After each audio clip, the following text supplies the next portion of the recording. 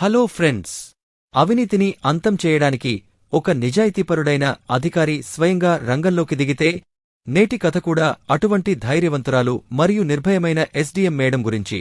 ఆమె స్వయంగా కూరగాయల అమ్మకందారుగా అవినీతి ఇన్స్పెక్టర్కు పాశం నేర్పడానికి రంగంలోకి దిగుతుంది మరియు అప్పుడు ఏమి జరిగిందో మొత్తం పరిపాలన యొక్క భావాలను దెబ్బతీస్తుంది.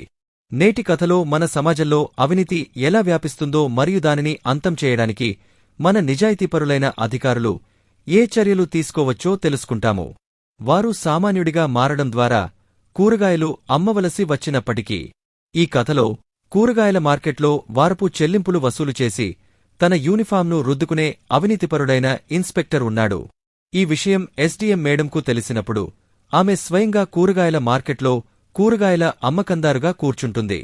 తరువాత ఇన్స్పెక్టర్ వారపు చెల్లింపు అడగడానికి వచ్చినప్పుడు ఎస్డీఎం మేడం వారపు చెల్లింపు ఇవ్వడానికి నిరాకరిస్తుంది. దీనిపై ఇన్స్పెక్టర్ ఎస్డీఎం మేడంతో తన యూనిఫాంను రుద్దుతూ దురుసుగా ప్రవర్తించడం ప్రారంభిస్తాడు. దీని తర్వాత ఏమి జరుగుతుంది మొత్తం పరిపాలన యొక్క భావాలను దెబ్బతీస్తుంది. మొత్తం నిజం తెలుసుకోవడానికి వీడియో చివరి వరకు వేచి ఉండండి. బీహార్లోని ఆరా జిల్లాలోని ఒక చిన్న సంపన్న పట్టణం బయటి నుండి చూస్తే అవినీతి ఎంత ప్రశాంతంగా మరియు అందంగా కనిపించిందో, లోపల అవినీతి ఎంత వ్యాపించిందో అంతే ప్రశాంతంగా మరియు అందంగా కనిపించింది. ఆ పట్టణంలోని కూరగాయల మార్కెట్ దీనికి ఒక సజీవ ఉదాహరణ. మరియు ఈ అవినీతి వెనుక ఉన్న ప్రధాన వ్యక్తి స్థానిక police station inspector Babban Yadav. Babban Yadav అనే పేరు నగరం మొత్తం భయపడేది మరియు కూరగాయల మార్కెట్ బబ్బన్ యాదవ్ పేరు వింటేనే వణుకు పుట్టింది. వాస్తవానికి బబ్బన్ యాదవ్ గత 8 సంవత్సరాలుగా ఈ పోలీస్ స్టేషన్లో నియమించబడ్డాడు. దీని కారణంగా అతనికి మొత్తం నగరంలో మంచి ప్రభావం ఉంది. అతను ప్రతి మంగళవారం మరియు శుక్రవారం కూరగాయల మార్కెట్కు వెళ్లి వారపు చెల్లింపులు అడిగేవాడు. భయంతో దుకాణదారులందరూ వారపు చెల్లింపులు చెల్లించేవారు. కాని ఎవరూ తమ గొంతు ఎత్తలేదు. మార్కెట్లోని దాదాపు అన్ని దుకాణదారులు బబ్బన్ను చూసి భయపడ్డారు. ఒకరోజు కూరగాయల వ్యాపారి అనారోగ్యం కారణంగా అతని కుమారుడు సురేష్ కూరగాయలు అమ్మడానికి మార్కెట్కు వచ్చాడు. కొంతకాలం తర్వాత ఇన్స్పెక్టర్ బబ్బన్ కూడా వారపు చెల్లింపులు అడగడానికి కూరగాయల మార్కెట్కు వచ్చాడు. ఇన్స్పెక్టర్ రావడం చూసి మొత్తం కూరగాయల మార్కెట్లో విచారం అలలు వ్యాపించాయి. సురేష్ ఈ దృశ్యాన్ని చూసినప్పుడు అతను చాలా ఆశ్చర్యపోయాడు.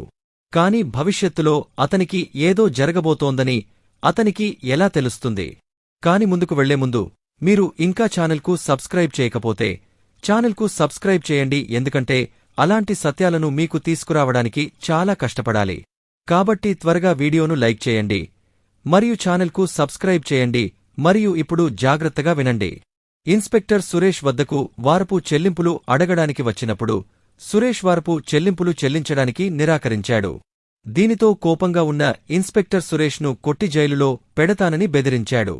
ఇన్స్పెక్టర్ బెదిరింపులకు సురేష్ భయపడి నిశ్శబ్దంగా వారపు చెల్లింపులు చెల్లించాడు. కాని అతనిలోని మంట చల్లారలేదు. సురేష్ తర్వాత ఏమి చేసి ఉండేవాడని మీరు అనుకుంటున్నారు? వ్యాఖ్యలలో మాకు చెప్పండి. మరుసటి రోజు సురేష్ తన తండ్రితో ఎస్డీఎం కార్యాలయానికి చేరుకున్నాడు. చాలాసేపు వేచి ఉన్న తర్వాత అతను ఎస్డీఎం మేడం ఛాంబర్కు వెళ్లి మేడంకు ప్రతిదీ వివరంగా చెప్పాడు. తాను మాత్రమే కాదు, మొత్తం కూరగాయల మార్కెట్ ఇన్స్పెక్టర్ క్రూరత్వానికి బాధితుడని కూడా అతను చెప్పాడు. దుకాణదారులందరూ భయంతో వారపు చెల్లింపులు చెల్లిస్తారు కాని ఎవరూ గొంతు ఎత్తరు. తన ధైర్యం, నిర్భయత కారణంగా ఎప్పుడు వార్తల్లో ఉండే ఎస్డీఎం మేడం ఈ విషయాన్ని చాలా సీరియస్గా తీసుకుంది. నగరంలో ఇంత అవినీతి జరుగుతుందని మనకు ఆ విషయం తెలియదని ఆమె మనసులో అనుకుంది. ఇన్స్పెక్టర్కు గుణపాఠం చెప్పడానికి తాను వెంటనే రంగంలోకి దిగాలని నిర్ణయించుకుంది. కాని అధికారిగా కాదు, సామాన్యుడిగా. మరుసటి రోజు ఎస్డీఎం మేడం తన పా సహాయంతో కూరగాయల అమ్మకందారుని బట్టలు సర్ది వాటిని ధరించి కూరగాయల మార్కెట్కు వెళ్ళింది. భద్రత లేని సామాన్యుడిగా. కూరగాయల మార్కెట్కు వెళ్లిన తర్వాత ఎస్డీఎం మేడం దుకాణదారులందరి విచారకరమైన ముఖాలను చూసినప్పుడు ఆమె పూర్తిగా నమ్మింది. ఆమె వెళ్లి సురేష్ తండ్రి దుకాణం వద్ద కూర్చుని సురేష్ తండ్రిని అక్కడి నుండి తీసుకెళ్ళింది. దీని తర్వాత ఏమి జరుగుతుందో కూరగాయల మార్కెట్ చరిత్రలో ఇంతకు ముందు ఎప్పుడూ జరగలేదు. కాని ముందుకు సాగే ముందు మీరు ఛానెల్కు సభ్యత్వాన్ని పొందాలి. కాబట్టి రెండవ భాగం వచ్చిన వెంటనే మీరు ముందుగా తెలుసుకుంటారు. కాబట్టి త్వరగా వీడియోను లైక్ చేయండి మరియు ఛానెల్కు సభ్యత్వాన్ని పొందండి. అప్పుడు మేము మరింత ముందుకు వెళ్తాము.